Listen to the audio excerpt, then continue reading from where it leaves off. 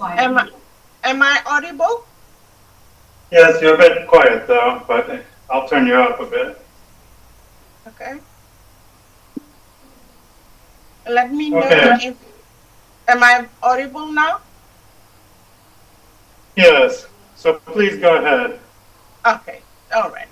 Good afternoon, ladies and gentlemen, and welcome to this session of the World Book and Copyright Day.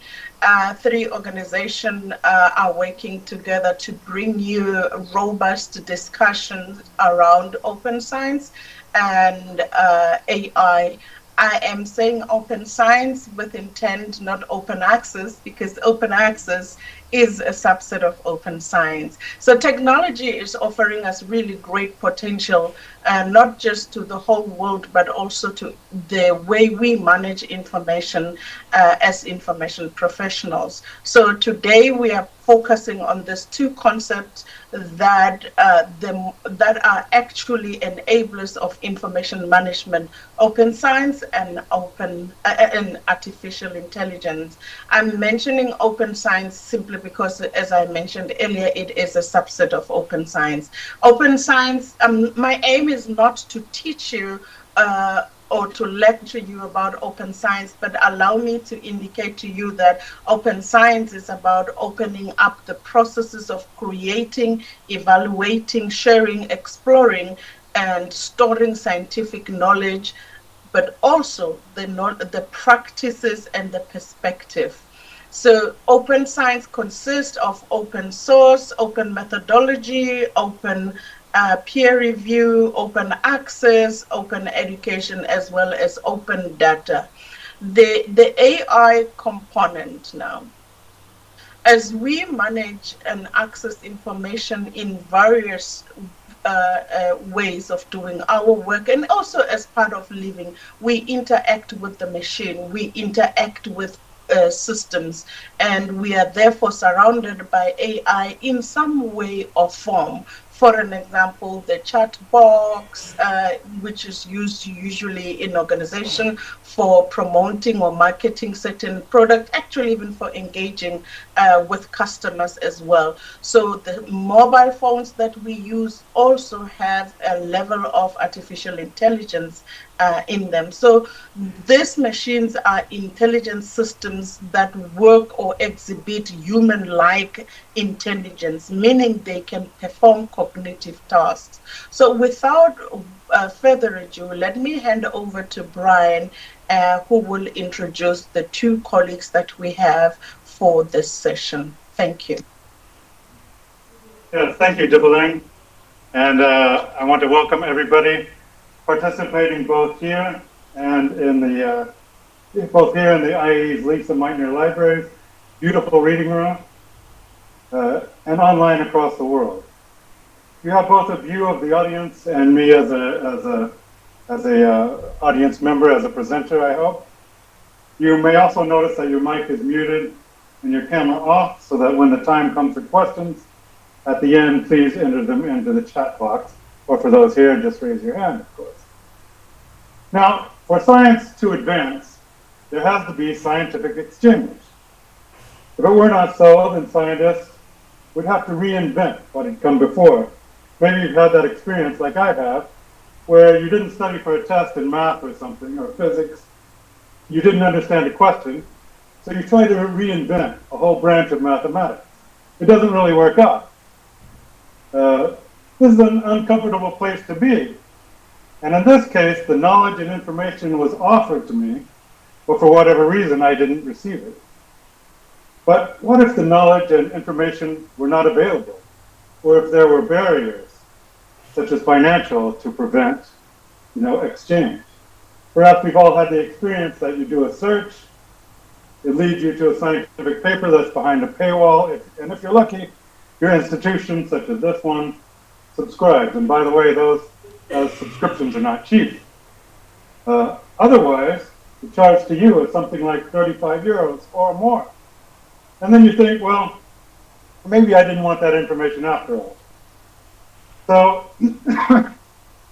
the principles of open science seek to make scientific information available to all, regardless of of whether you're rich or poor, whether you're in the global north or global south, and it's to remove these barriers. And this is being led mostly by funders, foundations, organizations, and governments who are saying that when we fund the research, we want it to be available in some form in an open repository. Ideally, you would publish in an open journal. But you can also publish in a closed journal, but it has to be available also in an open form, such as a preprint repository. And it isn't just scientific papers, but also the underlying data and code that's used. Similarly influential and with great potential today and in the future is artificial intelligence.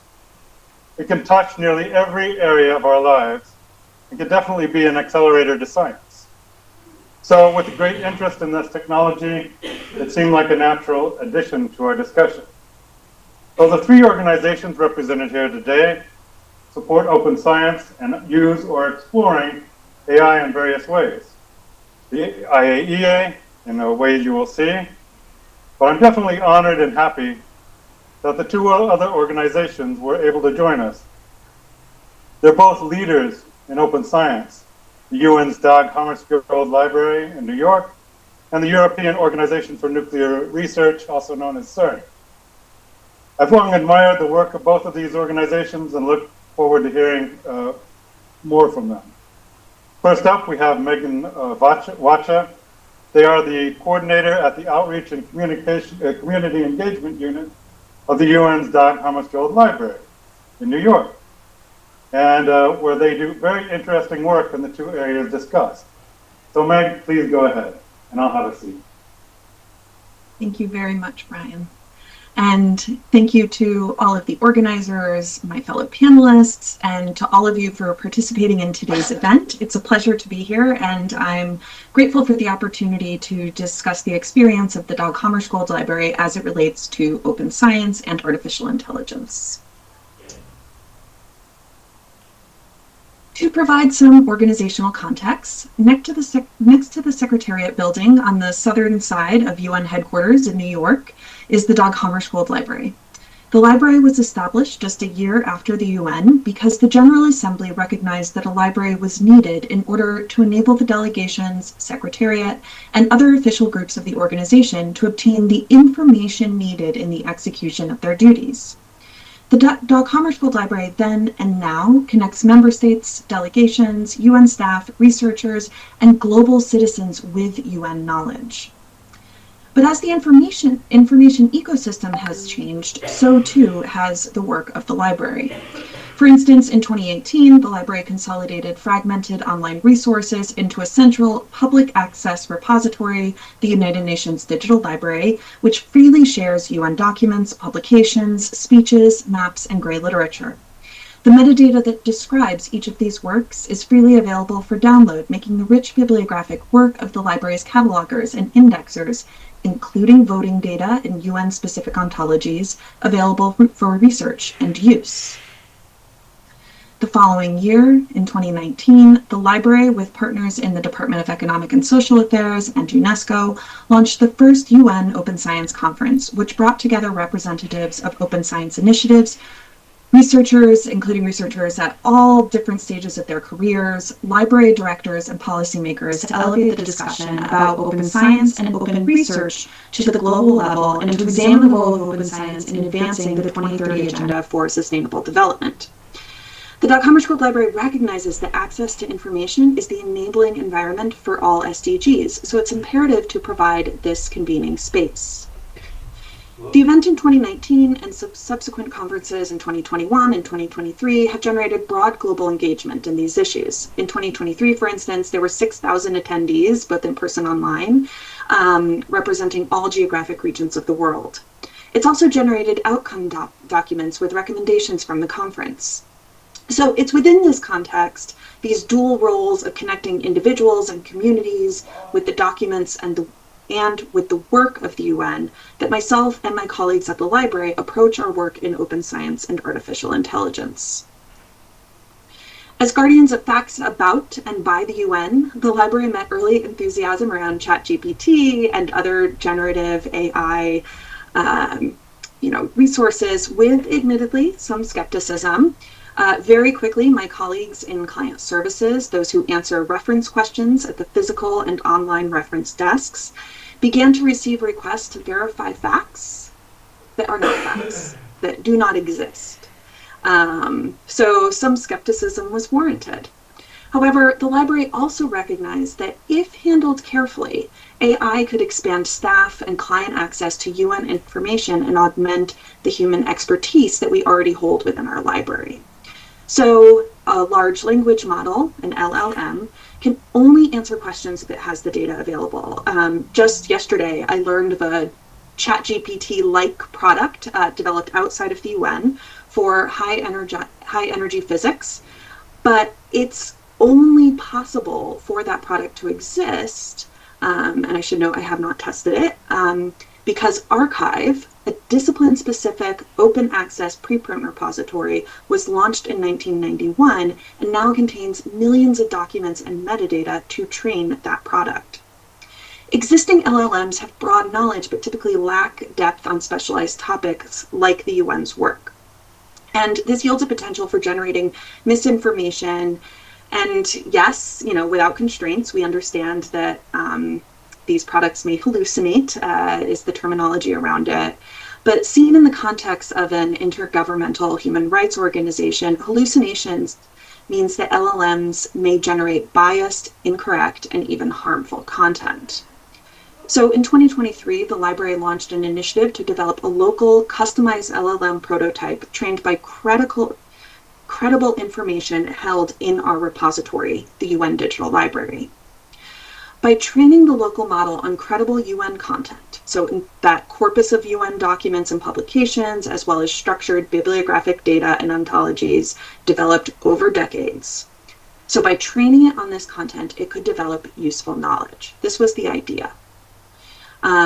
Trying to do so within a localized and environment separated out from other systems did become an issue, and attempts to provide information on the source of a response, so asking the model to cite its sources essentially, especially when it was hallucinating, proved to be somewhat problematic as it created an additional verification labor, which takes away from the efficiency one really needs in such a chatbot.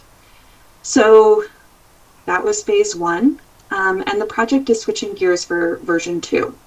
The prototype offered the library a lot of valuable information, and it's interesting that there were simultaneous initiatives to develop such a chatbot out of the library, the Office of Information and Communications, and DGACM, the Department of General Assembly and Conference Management. And all of these entities came to the same challenges. Generally speaking, generative AI in a linguistic context, so when working with text content, can position words directly next to one another and do so very successfully, but it doesn't, or maybe I should say, it doesn't yet understand the meaning of those words. So the library continues to experiment with AI to support the work of the organization and connect library clients with the information they need. And building upon its ongoing work in open science, we've also been asking ourselves, what would it look like if we applied the principles and the values of open science to artificial intelligence? Spoiler, I won't be able to answer that question today, but it's an important one to ask. In scholarly publishing, AI may be used as a tool to conduct research, write an article, review that article, distribute it, and assess its impact, and possibly the impact of the person or the team that first wrote it. There are many possible implementations of artificial intelligence within scholarly publishing and the larger information ecosystem. But open science is no longer a movement on the sidelines. The UNESCO recommendation on open science was adopted by the General Conference of UNESCO in November 2021, and member states, private entities are embedding open science into policy documents and practices. These mandates make their own shifts to the machinery of scholarly publishing. So where and how do these conversations converge? Open science includes a set of practices that promote transparency, reproducibility. Open science is quality science. It is also a set of shared values and principles, values that promote inclusiveness and respect for diversity, equitable practices, universally shared benefits, and opportunities for participation. These values are upheld by an agreed-upon set of principles to help member states as they make open science a reality, to ensure everyone has equal opportunity to access, contribute to, and benefit from advancements, regardless of their origin or circumstance. That long-term practices, services, infrastructures, and funding models ensure participation of individuals from less privileged countries or institutions. To be responsible for and aware of public accountability, potential conflicts of interest, intellectual integrity, and the possible social or ecological consequences of our activities. So again, with these kinds of things in mind, what would it look like if we applied the principles and values of open science to AI? Right, and this is critical.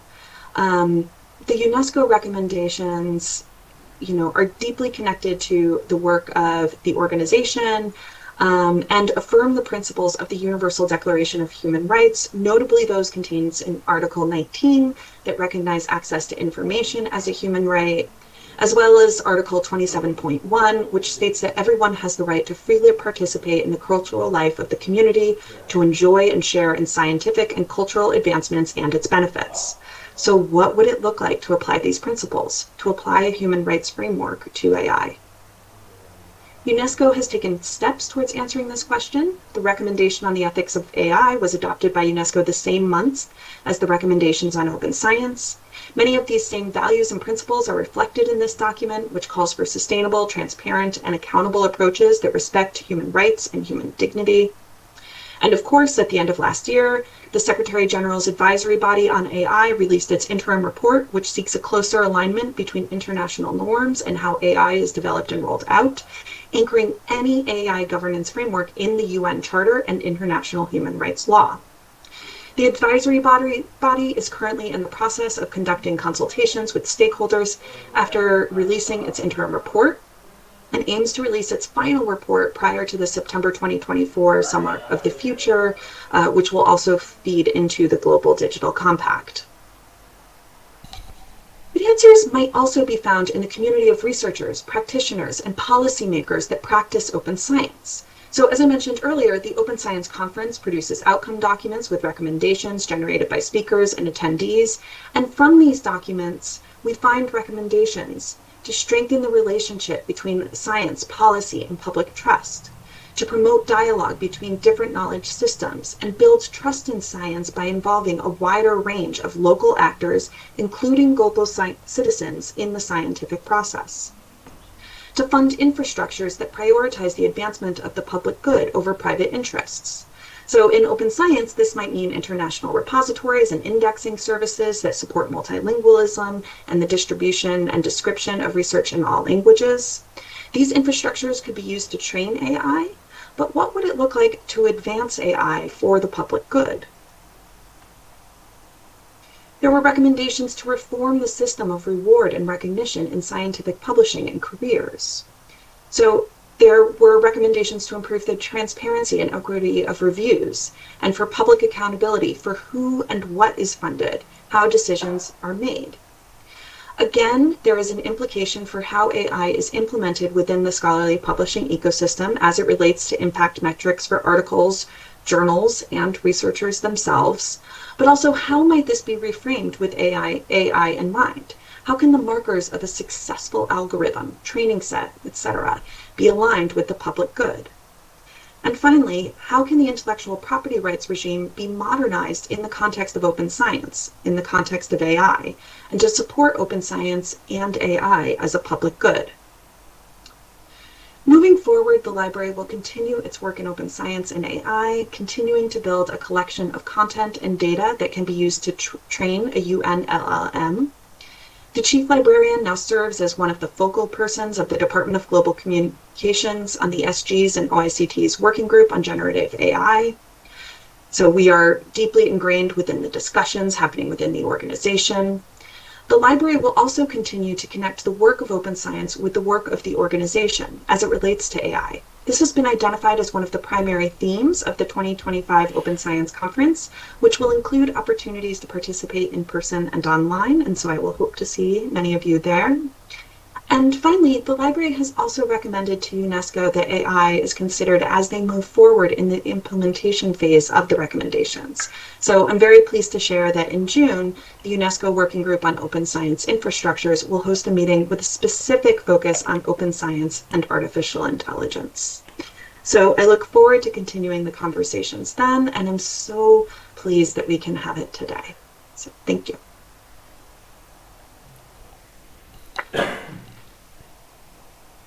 Wow, thank you so much, Megan. It was really great for me to see Thanos. I don't know if the library people here felt the same way.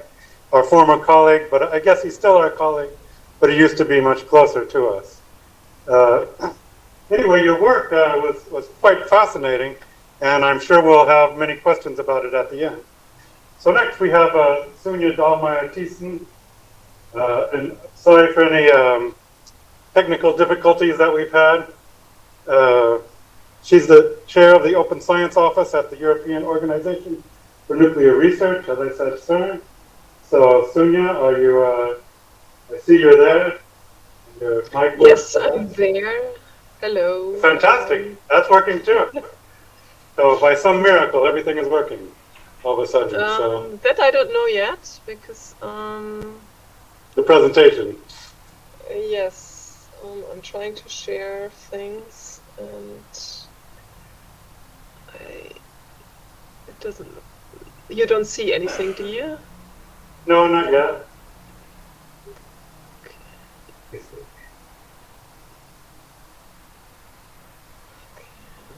Sorry about that. At least on Windows these days, if you hover over the PowerPoint and the taskbar, it'll say share this window on Teams. Yeah, there I am, but then it doesn't take me further than this.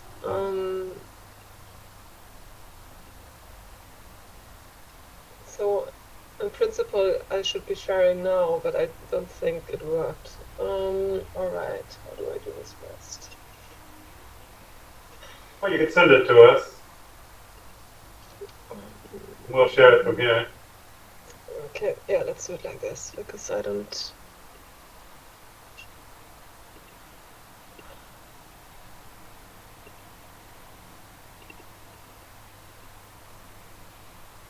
You don't see, still don't see anything, right? Okay. No, that'd be nice.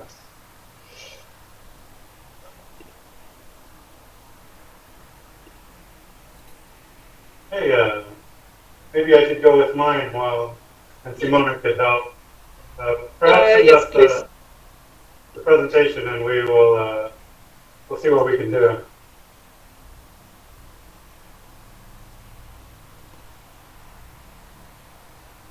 All right, here is mine. Pop up.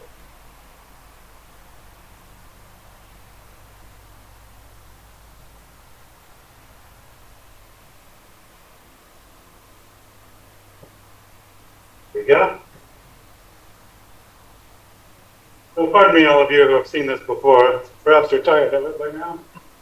But I wanted to emphasize, and for all the people online, and by the way, a special welcome to all of our INES liaison officers who have joined us. Thank you for joining us. The IAEA was founded in part to share information. And it's in the very founding document of the agency where it says, the agency is authorized to foster the exchange of scientific and technical information on the peaceful uses of atomic energy. And since then, it has expanded. Previous to INES, there were publications such as Nuclear Science Abstracts, which had developed in 316 institutions in 44 countries. And there were also publications such as Nuclear Science Abstracts of Japan and others. INES can also be seen as an effort to both meet the agency's mandate of information sharing and to make these abstracting publications more universal. So our mandate now is to share relevant, reliable, and up-to-date information in the area of nuclear science and technology. So this means that the agency's mandate, that the mandate of INIS has expanded to all areas that the agency is interested in. So here are some key dates. Pardon me. And historically, if you think about the time that INIS was founded, it was a time of détente, when the powers, the Soviet Union and the US, decided to work together in ways that they could. So the founding of INIS was a great example of cooperation within the context of the Cold War. And the US and the USSR, as I said, were the first members of INIS. And some 23 other nations and 2 organizations quickly joined. And now there are 136 members who send us their research in all these areas of nuclear science and technology. So I'm not going to go through this, but INIS today, from its humble beginnings, now has 4.8 million records, 600,000 full-text PDFs, and we add 100,000 records annually. It's also one of the most used websites at the agency, with 5.6 million page views and 2.1 million users, and from 229 countries and dependencies. Now those aren't official UN countries, but those that are designated so by Google. So if you name a country, I can usually find, and I'm almost 100% certain that I can look in our statistics and see the name of that country and how many users that they've had. It may be 1, it may be 2, but at least someone will have visited INIS in the past year. So you search with a Google-like interface, and I want to emphasize that almost all of the 4.8 million records have been indexed and enhanced by a human, and many translated, like this record, from Brazilian Portuguese into English. All records have been indexed, by which I mean categorized and described, and I'll talk a lot more about that later. And all records are open, especially in the sense that those that are hosted by us are not behind a paywall or barrier. Now there are some records that member states have specifically restricted, but that's a small minority of them. So INIS supports open science both through our repository and through our financial and participatory support of Scope 3 through CERN, which perhaps Sunya will talk about later. So with that background out of the way, let me talk about our artificial intelligence project. So, and by the way, all the images here are either AI generated or they are, open source. So I've definitely respected copyright on all of these. Now I'm sure we all feel that there's a tidal wave or tsunami of information out there from a variety of sources, but also from scientific and technical output. Once it was possible to know the entire corpus of a culture's knowledge, like Copernicus here and Zhang Heng. They knew everything about their culture's knowledge, or at least as far as I can tell. But now it's increasingly hard to know even a single subject. So we need to be able to separate what is notable, what's important, and what's germane to a subject and what is not. One way to do this is through indexing. That is categorizing and tagging information so that it's grouped by subject and more easily findable.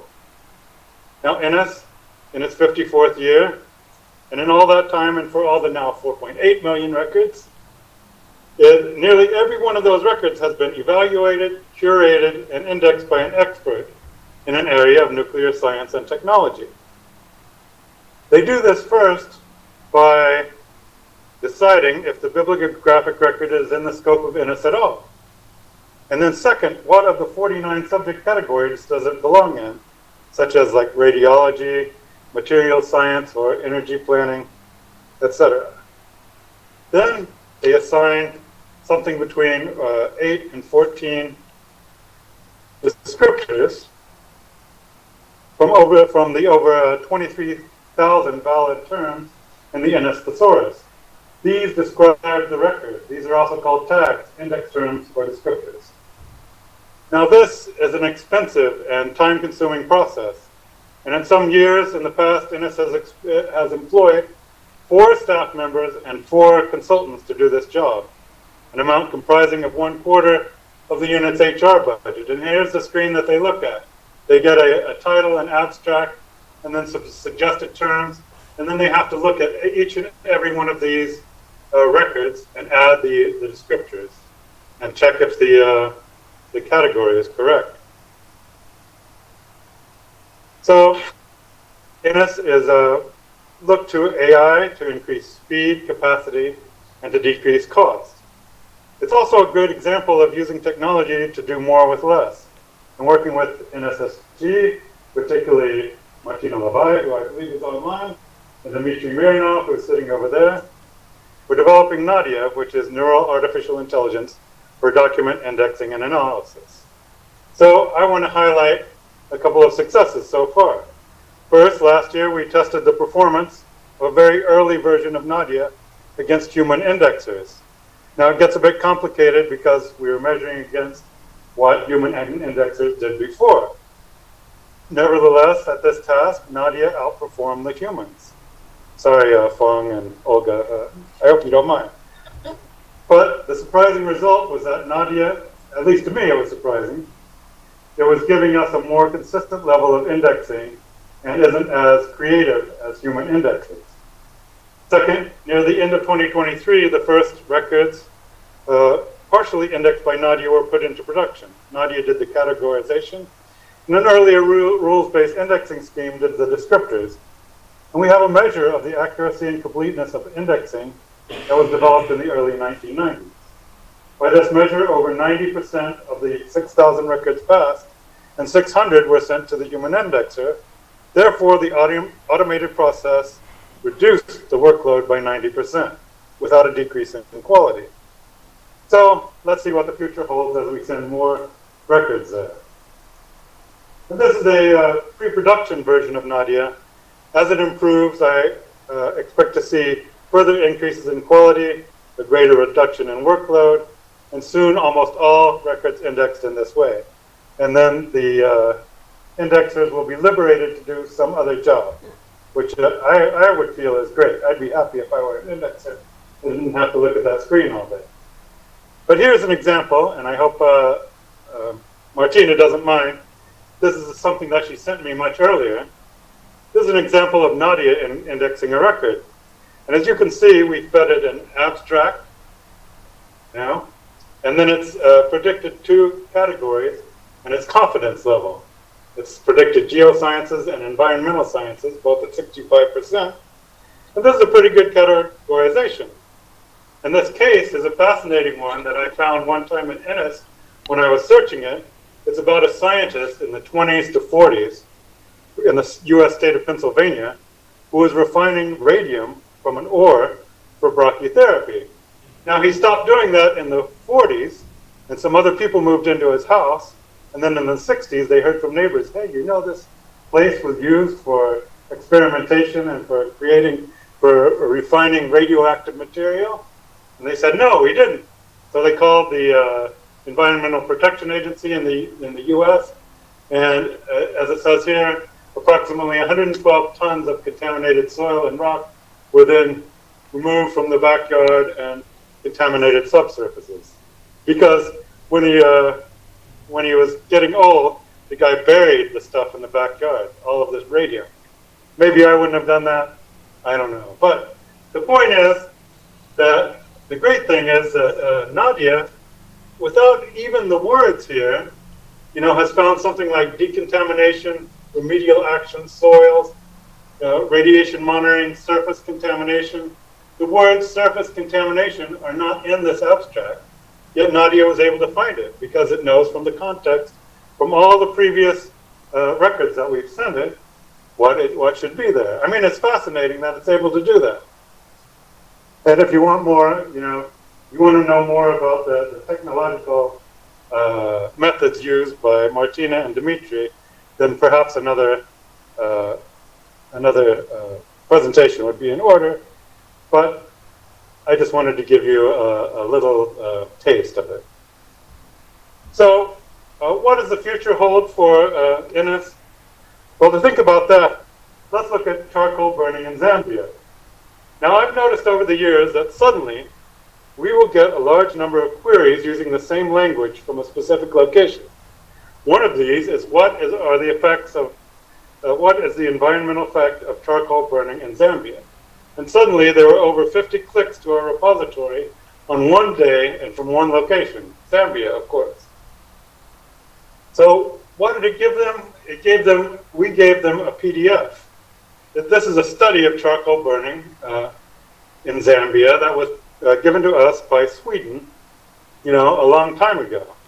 So in response to their search, and I presume this to be students who are wanting an answer, who simply want an authoritative answer to the question that they were assigned, we give them a PDF, and you have to dig through the PDF to get your answer. And I'm not totally sure that's really helpful to the students.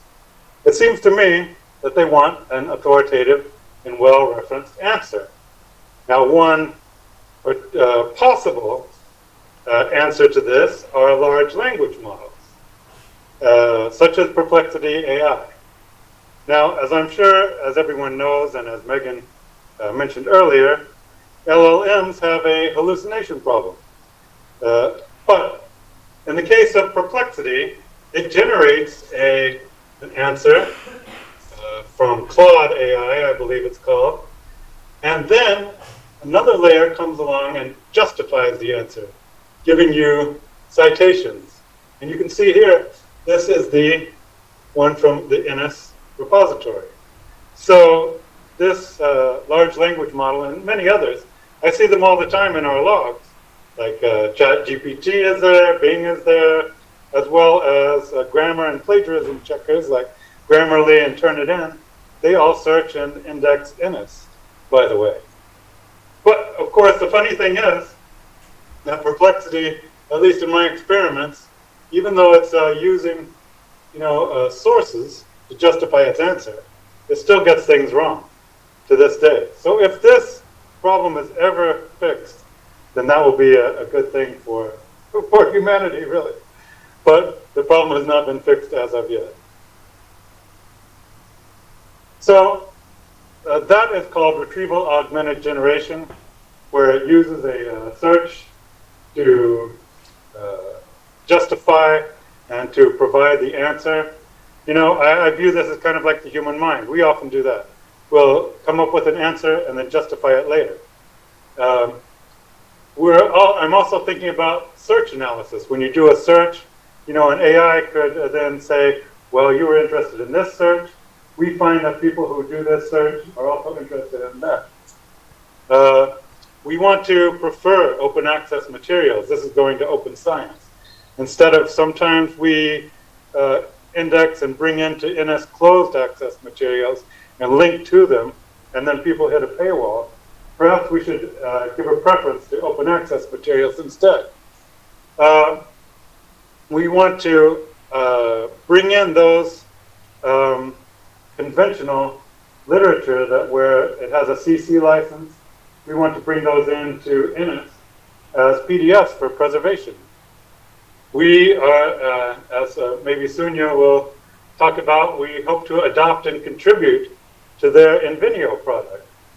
And then I really have a future vision for INIS where if there is something produced somewhere in the world in our scope, that we will detect it, we'll grab it, and we'll bring it into INIS for preservation and to make it available to the world.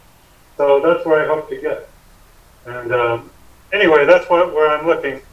And thank you to everybody for listening. All of that.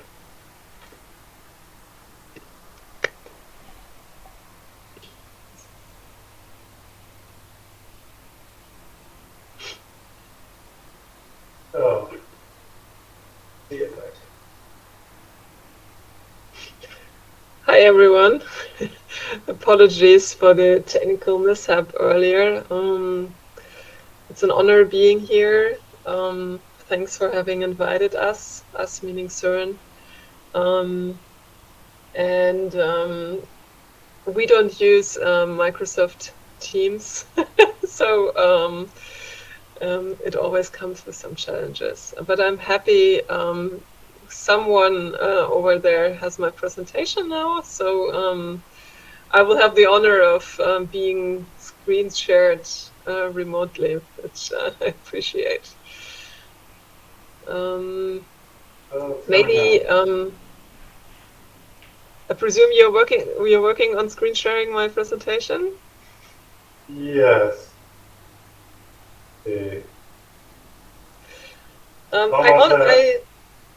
Yes?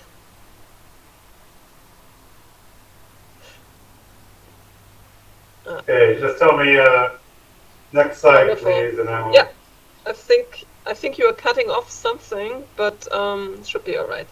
Let's see. So thank you very much again for the kind invitation. I have to say I really enjoyed the two preceding presentations and their focus on the operational aspects of the library. I have one thing in advance to my presentation is a note on that we do actually pretty much the same thing that you two have been explaining.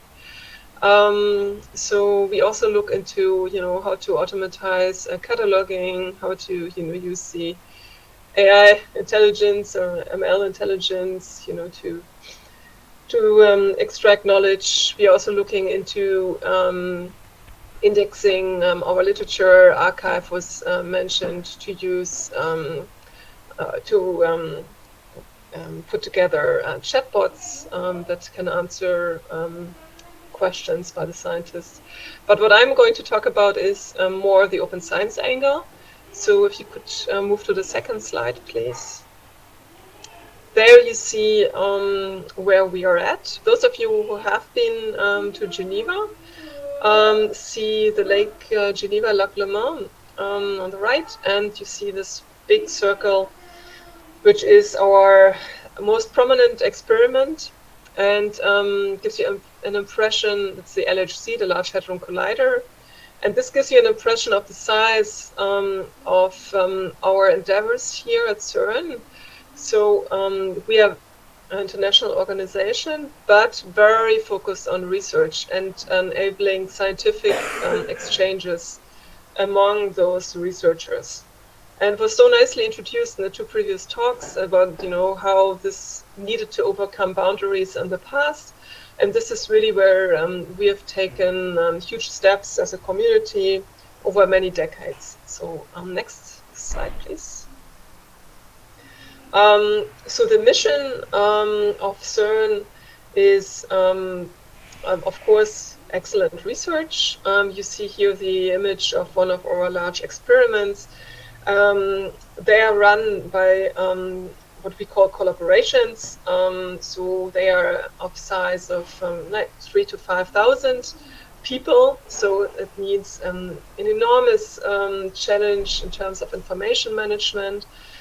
But we also proud ourselves not only to do particle physics and physics, but to have alongside a huge complex of R&D and innovative applications and technology transfer, and for me personally, one of the most important aspects, education and training. So you're all very kindly invited to visit CERN. We have a new exhibition center, which is fantastic, and also we have a lot of doctoral and postdoctoral opportunities at CERN, which is really important to mention because they are the foundation of today's research and scientific exchanges and all the work we are doing. Next slide, please. Here you see something that I was very happy to see in the first presentation today, the UNESCO definition of open science. As we are also an international organization, we use the very same definition. And I totally agree with the first speaker. It is extremely important to add AI to this. So, and I will come back to this towards the end of my presentation. Next slide, please. So At CERN, open science is something that did not kind of fall from the sky, but it's something that is deeply rooted in our organization. And here you see a screenshot of our convention. Let's say we call it our constitution, when these are the founding principles of the organization. Right after the Second World War, we were founded, where it states that our results should be published or otherwise made generally available. So we take this really as the high-level task to make our research publicly available. And as mentioned before in passing, in my opinion, this also covers our ML, machine learning, AI research. And to be fair, I just a few days ago met with my PhD supervisor here at CERN, and then he was saying, when we were talking about AI, I've been doing like 30 years ago neural networks, and it is true that our organization has a huge tradition, very long tradition in this kind of foundational work for AI today, and this is something I think not many people are aware of in today's sometimes a bit buzzwordy discussion about AI. Next slide, please. So when I mentioned the history of our organization, and you will see on the left side of this time frame archive. It was mentioned earlier already. It's after the invention of the World Wide Web by Tim Berners-Lee. The archive preprint server was kind of the foundation of open access to publications in high energy physics and particle physics. So the key element of open science today, and surely the more advanced. But you also see on that timeline many more activities or milestones for open science at CERN. Many of them with global impact. So just to highlight maybe one of the least known, that's open hardware. So it's the open sharing of designs, of hardware designs, so engineering designs, for example, which is got a bit more famous in the last years because Tesla did it, but this goes through actual library work with licenses and metadata, etc.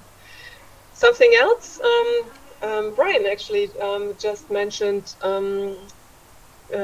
almost in passing in his talk just now.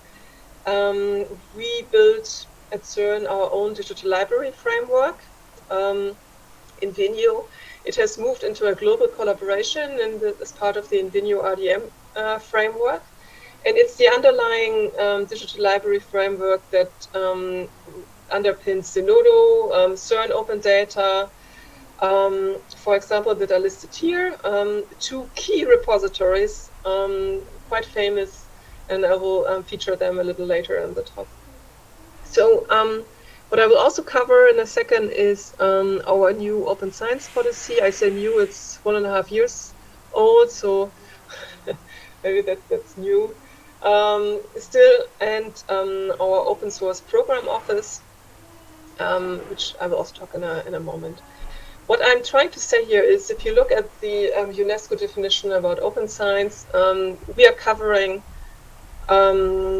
many activities related to all those aspects. Maybe one thing where we could certainly do better at CERN is citizen science and engaging the public in what we do, because we've been realizing in past years just putting things out in the open doesn't mean people are actually using it. Next slide, please.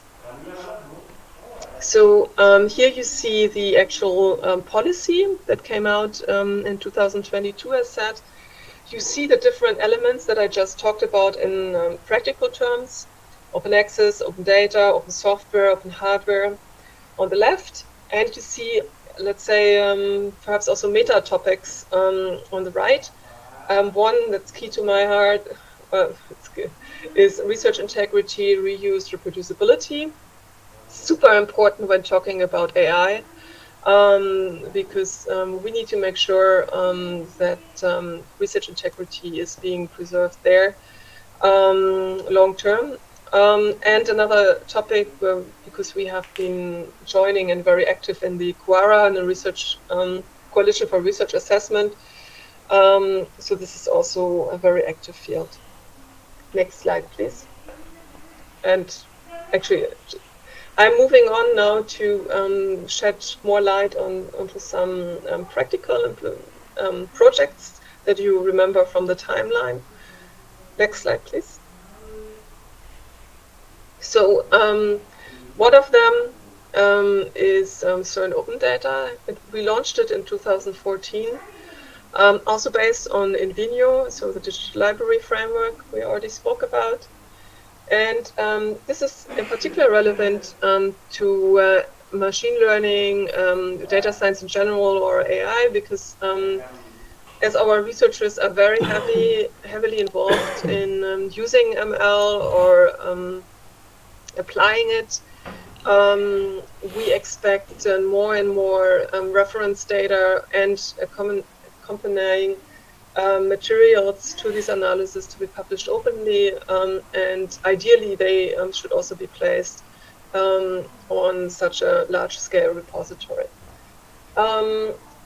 Perhaps since I know many librarians are here, I also think it's important to note that in everything I present here, they're all librarians involved. It's all community work, meaning community, the scientists are involved, but it's also always with information professionals at their side. Next slide, please. Which shows Zenodo. Zenodo is the key service that has led actually to the initiation of this larger scale Invenio RDM collaboration. It is an open repository that can be used for by everyone and for everyone. And it had its 10th anniversary. I highly recommend you check it out, because the new version, online since some months now, has many new features that make using it even easier, and it should also ease implementation at new institutions or interested institutions. So what Zenodo does, it comes with FAIR data and FAIR software kind of built in. You sign in and you submit your material, whatever it is, from presentation to code, and it's made available and preserved in a fair way. Next slide, please. So moving from open data, a core part of your open source AI, from my point of view, I'll come to that in a second, to open source. So I think from the open science and library point of view, we have been neglecting open source quite a bit in the last years, even though it is perhaps the most mature open science community. We just haven't been liaising with it as much as we could have. So I was approached maybe 1.5 years ago now with the idea of creating an open source program office at CERN. And we launched it last November, so maybe 5 months ago. And this is a picture with, next slide, please. So also the Invenio RDM framework that we talked about is, of course, an open source framework. Most, if not most of the open of software produced at CERN is open source. So one could say that, why would you create a dedicated office for open source? And honestly, the question is for the open source program office is not about convincing people to do software or hardware open source. It's about advising them how to do it best. And you might be surprised why is she talking about this from a librarian point of view to librarians and other interested information professionals. It's because I found the topics of open sourcing are classical library topics: metadata, licensing. So we built a catalog of open source hardware and open source software. So very classical library topics. So if you're interested in these topics, feel free to reach out. But first, next slide, please.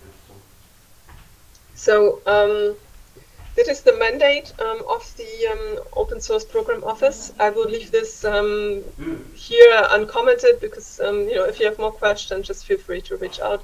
And we move on to the next slide. Because we have been wanting to talk about ML and AI today, and I have only mentioned it in passing. So, and this is of course not because we don't care from the librarian or information professional point of view. It's because, as the first speaker says, we don't have many answers yet. We are also working, as I said in the beginning, on using our text corpus to ease access and to the content of the archive preprints and etc. that we have, but there's much more to it. So what do we want to do if we extend the UNESCO definition of open science to AI? What does that mean? Next slide, please. So that's the key question we are working on from the open science angle. So it is, as the first speaker so nicely said, we don't have the answers yet. What we do at the moment is we convene the community, who is, by the way, very, very interested in this dialogue about what methods in ML are they using, what are the limitations, what are the discussions they have. And in particular, my colleague is working on creating kind of a matrix on what elements are there in a research analysis that is based on machine learning.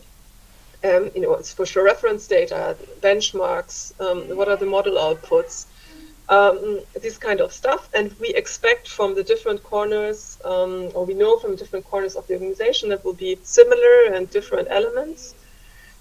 And what we want to do or what we are doing is find out where do we need to convene more discussions, where do we need to build more consensus on what to do with these elements. Because at the moment, as everywhere, they are focused on producing the archive preprint, the publication. They might consult us for the data, they might consult us for the software. That's why I showed you those two elements, because we have repositories or software catalogs where they could put this. But what happens to all the additional information that is needed for the longevity or reproducibility of machine learning or AI research that's being done? So we look at how do they currently preserve this and share these elements, and discuss with them how they evaluate the potential of future accessibility. And if they think that their analysis is understandable and accessible in the future. And as said, the term and concept of reproducibility is something that we take very seriously. Yeah. So ideally, in a few weeks from now, we have an understanding of what the ideal conditions are for the open science angle of AI research at CERN in terms of accessibility, sorry, and the content of the individual analysis elements. So we are, I know this is a little more hands-on than other discussions are, and we are very interested in the dialogue around these kind of questions. So please reach out if you want to discuss this further. I see we have 1 minute left, and And I'm looking forward to your questions. And again, thanks for having me. And yeah, let's discuss. Thank you so much, Sonia. Yeah. So, if the people online have any questions, we'll be happy to take them. If anybody in here has a question, please raise your hand, but perhaps we'll start with one of mine. Have you seen any drawbacks or disadvantages to open science? For example, I suffered one when I worked at one of the UN tribunals in Rwanda, actually, and I saw a scientific paper where they were analyzing the statements that were made by the people who were convicted. And this came from the transcripts of the trials. And we were the official repository of these transcripts. Well, I contacted the author because I thought, wow, I will show my bosses how useful this repository is. And I said, did you use our repository? She said, no. I used the copy that our university made. I've never even heard of your repository. So I couldn't use it for credit. In other words, we lost control of the material. Now, that's not that much of a concern because you really want things to be spread far and wide. That's okay with me. But it was kind of a surprising thing. So have you run into any disadvantages? Oh, Meg, if you don't mind that. Go ahead. Yes. This is a great question, right? Particularly because, early on in conversations about open science, we often repeated, as open as possible, as closed as necessary, right? Because as researchers, we are often handling sensitive data, but this also extends to other sorts of knowledge traditions, particularly around traditional knowledge. So one often hears the positioning of FAIR principles for findable, accessible, interoperable, and reusable, with the CARE principles for Indigenous knowledge. And I think that there are important questions to ask around, these frameworks are complementary, but are there places where they diverge, and how do we address that? I can also say in library communities, there is increasingly a move to not just that within our bibliographic records, so within our catalog records, our library records, not just to describe the work, but the person who wrote the work, including dimensions around gender, country of origin, different legal names they may have held over time. And while that's very important information that can sort of surface particular biases within the literature and other elements, and thus work towards equity, it can also expose individuals to potential harms. So what are our responsibilities, especially when making data available openly and accessibly? Well, thank you. That was a fascinating answer. And Sonia, also fascinating, I forgot to mention, is just the volume of data that you produce. It's incredible. I mean, at this tribunal, it was 1.5 petabytes for every video, every audio, and every transcript that was ever made. And so you're producing 4 petabytes per year. That's amazing. That's only the open data. We actually produce much more. Okay. Yes. And if you both don't mind, I thought we'd stay like until 10 after. So it's not that long. But if you have to go, please. Anyway, please go ahead. You mean me? Yes. Sorry. Okay. So I have to say that at CERN we are in a privileged situation when it comes to open science or to openness, because we have pretty much zero sensitive data. It's particle physics data. It's no person's data, no medical data, no indigenous materials or any. So in that sense, I consider myself lucky, and I can honestly not say that we have had difficulties with materials that have it made out into the open of any kind. What I can say though, it is a different part of the process. Convincing people to make things open, that was tricky, or is tricky. So even though I say we have quite an open culture, and still things our researchers or engineers consider their materials that they put their night shifts into very important piece that should remain behind closed doors, and it is tricky sometimes to convince them to put it into the open, and that is mainly because they are afraid of being scooped, or but honestly we haven't had any of such case. So Yes, we've run into that before as well. Some of our NS liaison officers talk about the reluctance of some scientists to provide us data or their scientific papers.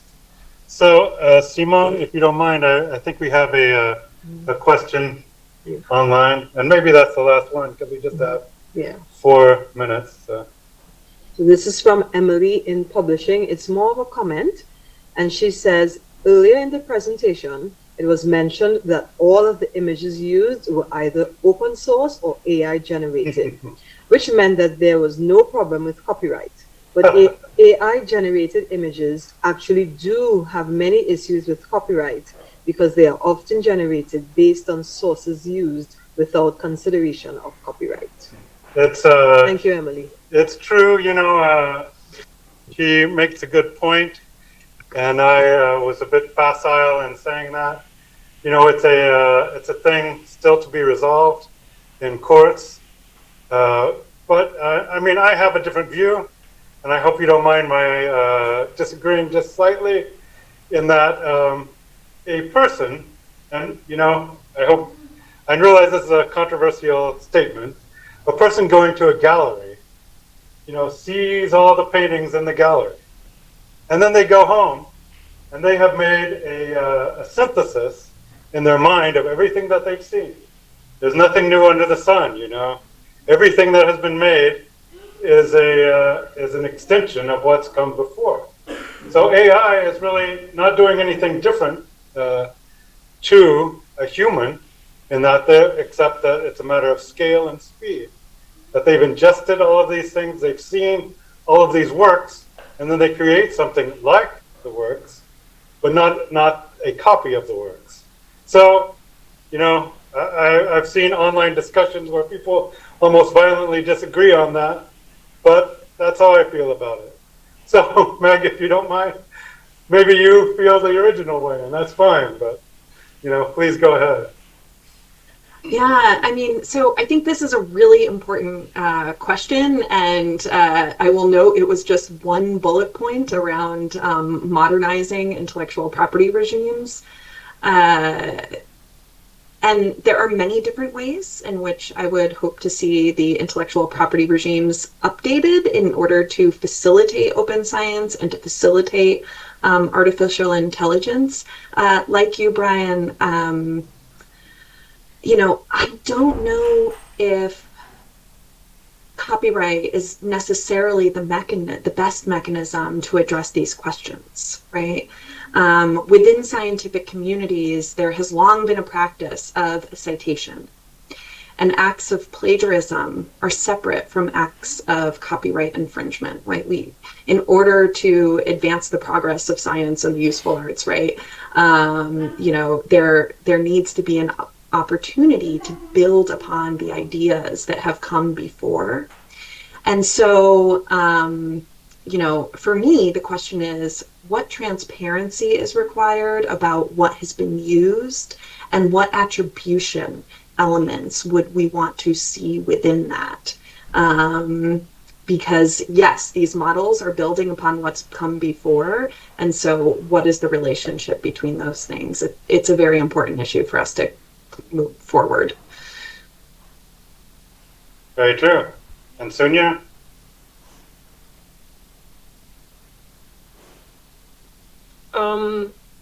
I agree with what was just said. Maybe the notion that I expect or hope that licensing schemes will be updated, thinking of Creative Commons, so I would leave it there because I'm totally agree and don't want to repeat. Yeah, there's a great divide out there right now on this issue, and maybe Emily's view will become the dominant one, and the courts will agree, but really a middle ground is what Meg talked about, and having licensing schemes or attribution, saying what sources the AI used. Right now, there's no way for the AI to tell us what it used. So, I mean, even the one that I showed earlier is just kind of generating citations without really referencing what it actually used. So there needs to be a lot of work and improvement in the regimes around AI, and I hope that happens quite soon. So any questions in the audience? Nay? Well, thank you everyone, and thanks for staying late, and I apologize for the technical issues. It's on my side, and definitely thank you to Megan and Sunya for your patience and for joining us and your fascinating comments. I really appreciated it. So hopefully we can talk again sometime. Thanks a lot for having us. It was a pleasure. It's wonderful. Thank you so much. Ini Indonesia sama Eropa. Iya. Sini marah.